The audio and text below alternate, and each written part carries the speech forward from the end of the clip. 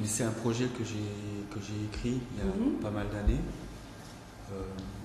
en ayant pour référence la berce du Caucase, l'ombellifère géante. Et c'est un projet de jardin qui est un projet qu'on pourrait réaliser, mais il n'a pas été pour l'instant fait. Et et un jour, j'ai rencontré des gens, dont un dessinateur, dessinateur numérique qui s'est spécialisé, enfin, qui sait modéliser des végétaux. Il s'appelle Didier Bouchon, et ça m'a donné l'idée de faire ce projet de terre embelliférique, d'abord en 3D, voilà, en lui demandant une collaboration pour la modélisation et une circulation dans un champ d'ombellifère géante. Voilà. Et donc, lui a déjà développé des programmes de développement en 3D pour les berces, pour les végétaux. Et c'est pour ça que je l'ai invité sur le projet. Alors, le projet, il a pu avoir lieu parce que j'ai obtenu une aide du CNC pour produire ce travail. Et voilà, donc c'était une collaboration, une commande en quelque sorte à Didier Bouchon, qui est le dessinateur, et une collaboration aussi avec Eric Melkinen qui a fait le son.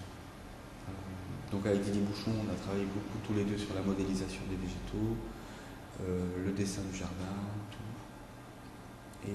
Et le concept d'un film en noir et blanc, je l'ai eu en ayant une photocopie d'une de ces plantes, mais en négatif. C'est ça qui a donné l'idée d'un aspect radiographique de la façon dont les choses apparaissent à l'écran. Voilà. Et quant à Eric Menkinen, ça a été une demande de faire un son qui soit peut-être éventuellement un peu magique et aussi un peu énigmatique ou effrayant, qui joue un peu sur cette ambiguïté-là,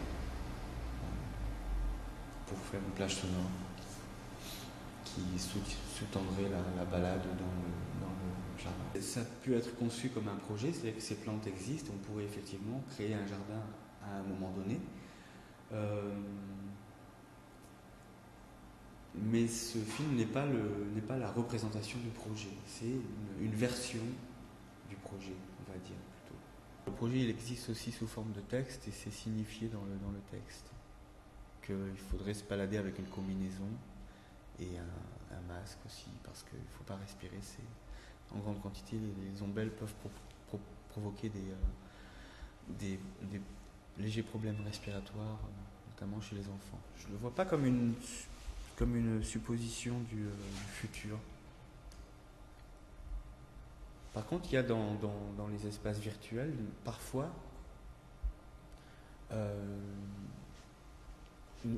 presque au contraire, parfois un sentiment assez ambigu de se dire, tiens, c'est une forme de projection, on peut s'y projeter, et paradoxalement, le fait que ce soit des espaces virtuels, ça implique le fait de l'impossibilité de leur existence, ou de pouvoir y être vraiment. Donc c'est un sentiment ambivalent que ça peut produire, je trouve, qui est assez...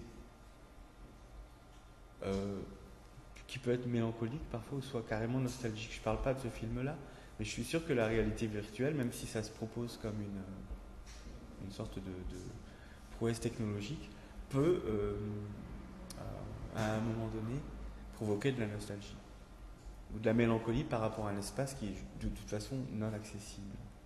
Ça a été dessiné. On a modélisé une plante. Après, avec justement les programmes qu'a développé Didier Bouchon, à partir d'un seul spécimen, on a pu en dessiner une vingtaine. Et puis ils ont été plantés virtuellement sur la photocopie d'un jardin, point par point, comme ça. Après, avec une fausse caméra qui déambule dans cet espace virtuel. Le hasard de la photocopie en négatif d'une berce, ça a été décisif c'était un parti pris. Dès que j'ai vu la photocopie, j'ai dit on va faire comme ça. Ce qui m'intéressait, c'était aussi de travailler sur le terme de projection. C'est-à-dire, c'est un espace projeté, mais j'aime bien aussi le terme de projection en termes de projection d'un film. Et la projection d'un film, c'est de la projection de lumière.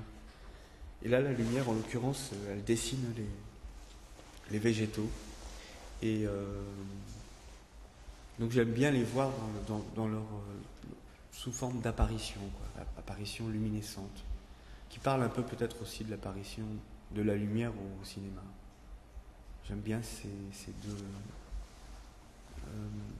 ce concept de projection qui concerne à la fois le cône du projecteur et aussi l'apparition luminescente de la figure de ce végétal.